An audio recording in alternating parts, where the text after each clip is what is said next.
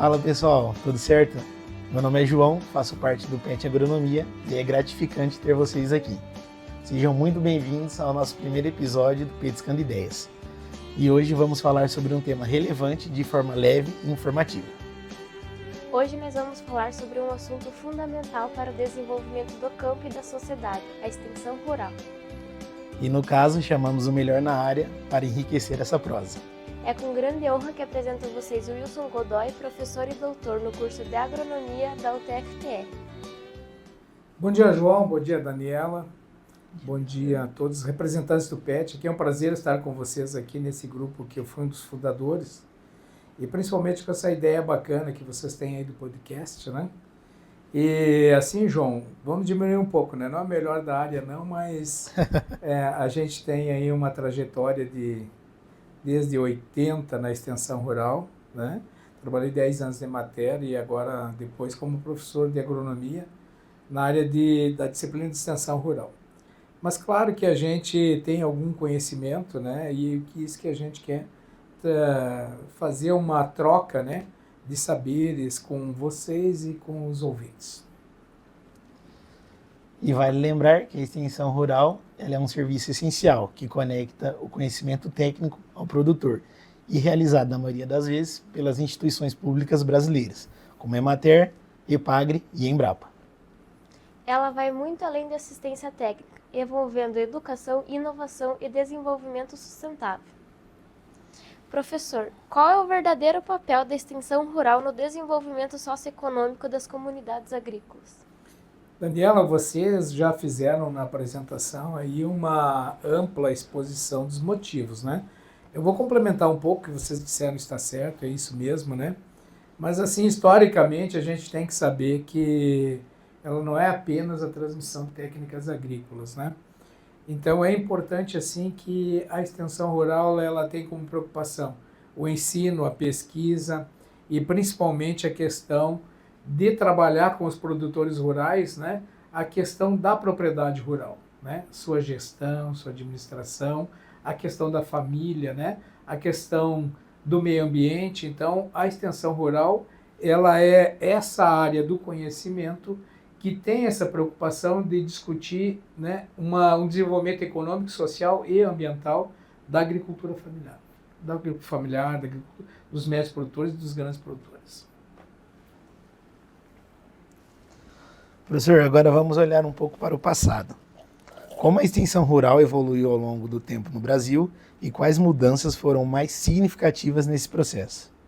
Bom, João, nós temos historicamente aí a extensão rural, tem um marco importante lá em 1929 na Universidade Federal de Viçosa, onde se criou então a Semana do Fazendeiro, é uma das primeiras ações que a gente tem, onde se tem assim um trabalho de extensão, como a gente nomina, né, que é a extensão do conhecimento até o rural, e depois já nos anos 40, 50, 60, basicamente os anos 60, o Brasil fez um convênio com os Estados Unidos, com a Fundação Rockefeller, e aí criou a CAR Minas Gerais, né?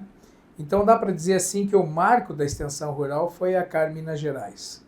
E depois, a partir disso, todos os estados brasileiros acabaram fundando a sua entidade de assistência técnica e extensão rural, né?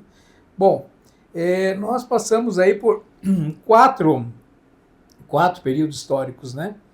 Um primeiro, então, foi de 46 a 48, né? Até 1967, que a gente chama o Projeto Educacional Extensionista, né? Então, esse período tinha um viés humanista, era bastante assistencialista, né? E o foco era no bem-estar da família rural, mas o grande problema desse período é que ela já tinha, né, nesse período, metodologias prontas, e essas metodologias prontas elas eram formatadas no modelo americano, né? E a gente sabe que a gente tem, cada comunidade tem uma característica especial em função da cultura, da etnia, né?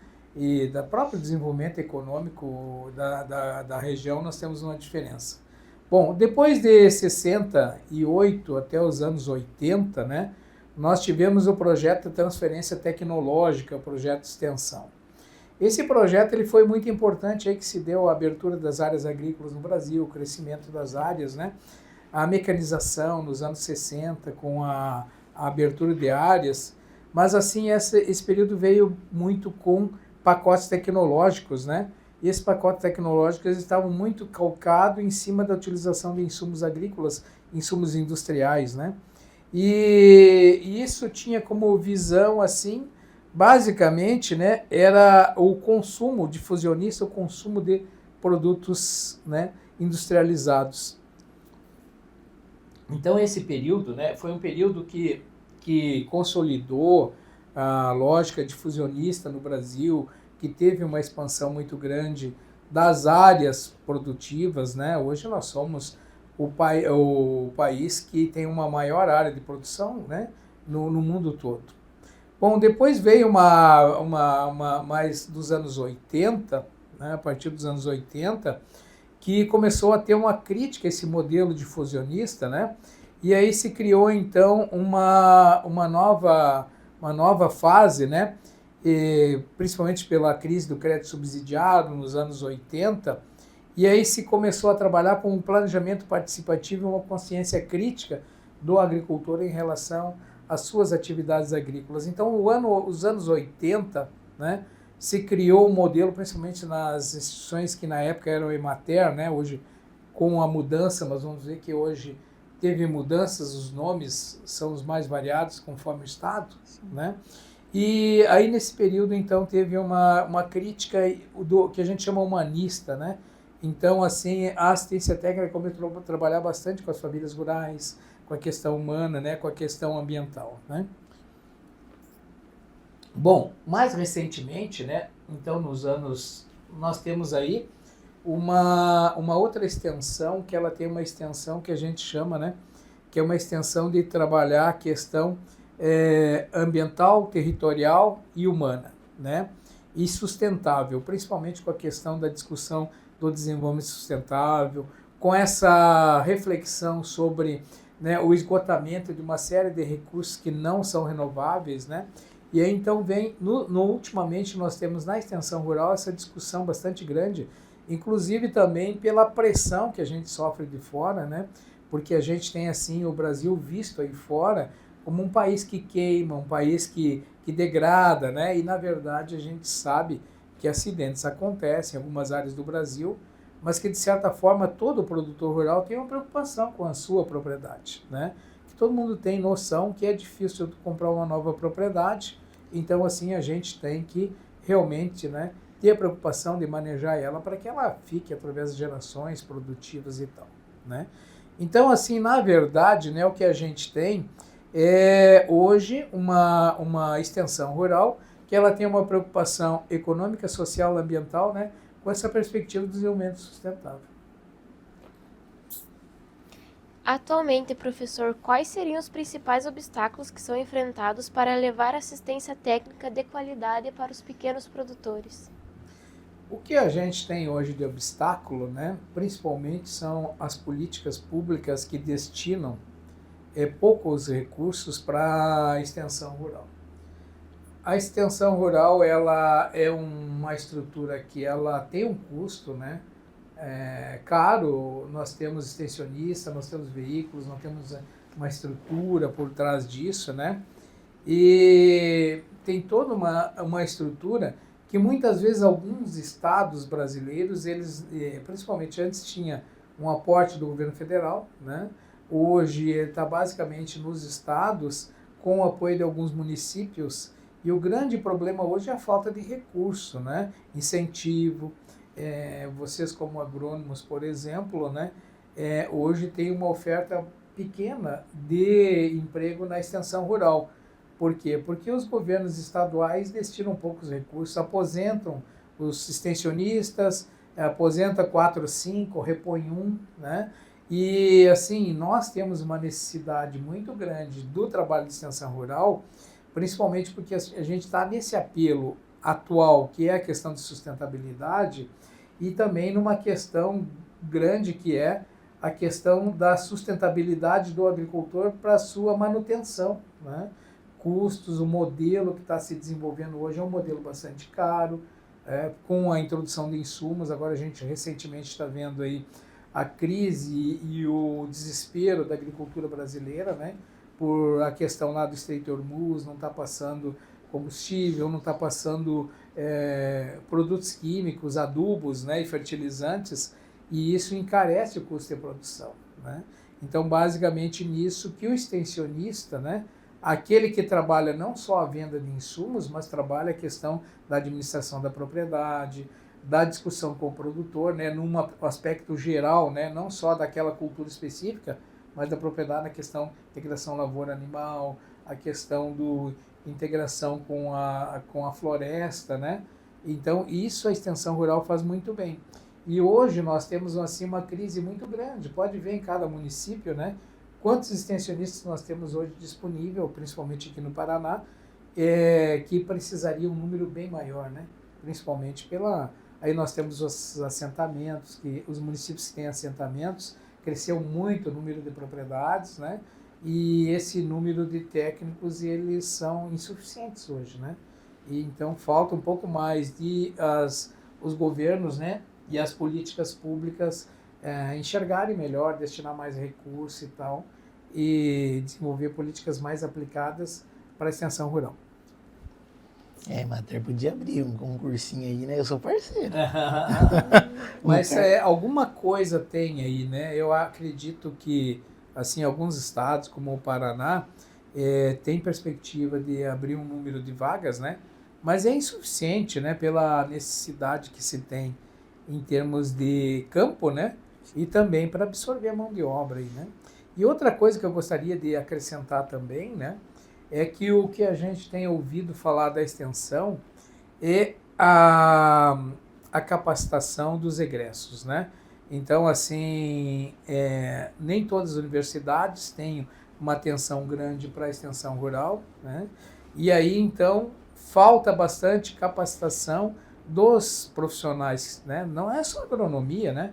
Veterinários, zootecnia, todas as áreas, bem-estar social, né? O rural, ela é feita por diversos profissionais, né? Principalmente um rural complexo que a gente tem hoje. Mas o que falta bastante é essa capacitação da extensão rural nesse modelo que os agricultores precisam hoje, né? Que é uma visão geral da propriedade, um desenvolvimento econômico, social, ambiental, né? Então falta que o pessoal, né, que faz concurso e tal, diz que falta bastante assim quando vai fazer concurso, né? Então é uma dica, né? Quem tem a intenção de trabalhar com extensão rural, né? Estudar, se dedicar mais à disciplina, estudar um pouco mais por fora, né? Que a gente sempre precisa fazer um reforço, né? Professor, surgiu uma dúvida aqui. Hoje, aqui na UTF, a gente tem a matéria, igual a matéria do senhor, dedicada à extensão rural.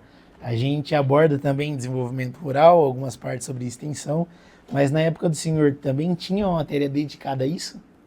Sempre teve, João. Sempre teve, assim, quando eu fiz agronomia nos anos 77, né? Já fazem 45 anos, a gente tinha extensão rural, né? Porque já lá nos anos 60, quando surgiu aquele projeto com os Estados Unidos, né? Tinha inclusive um apoio muito forte. Cada extensionista, né? Aqui a primeira na região sudoeste, o primeiro escritório de extensão rural foi em Francisco Beltrão. Foi em 1960, por aí. Aí, então, tu recebia um Jeep, né? Eram $1.000 na época que tu tinha de salário, e aí quilometragem para percorrer, né? Então, era um Jeep novo, né? Não era um Jeep velho. Mas, assim, $1.000 tinha um valor bastante alto na época, né? Não dá para a gente comparar com hoje. Então, assim, daí tinha toda uma estrutura prevista, né, nos municípios para a extensão rural. Mas era uma perspectiva difusionista. Tinha bastante gente que era, na verdade, para incentivar para que tu comprasse produto, né, insumos industriais. Certo. Professor, qual a importância da relação de confiança entre o extensionista e o produtor para o sucesso das ações da extensão rural? Olha, João, qualquer relação que tu estabelece com alguém, né, a princípio é confiança, né? Tu vai comprar qualquer coisa, vai comprar um alfinete, vai comprar, se tu não tiver confiança que o cara está te vendendo um alfinete e não um prego, né? Então, se tu vai pedir um alfinete e ele te dá um prego, a tua confiança já foi, né? Então, assim, a relação de confiança em qualquer relação humana é fundamental. Até com um animal, né? Um animal chucro, tu vai estabelecendo uma relação de confiança até que em determinado momento ele fica dócil, deixa montar, deixa passar a mão, né? Então, com o agricultor não é diferente. Então, nós, extensionistas, né? Primeira coisa, a gente tem que estabelecer uma relação de confiança. Essa relação de confiança, ela tem que ser uma relação séria, né?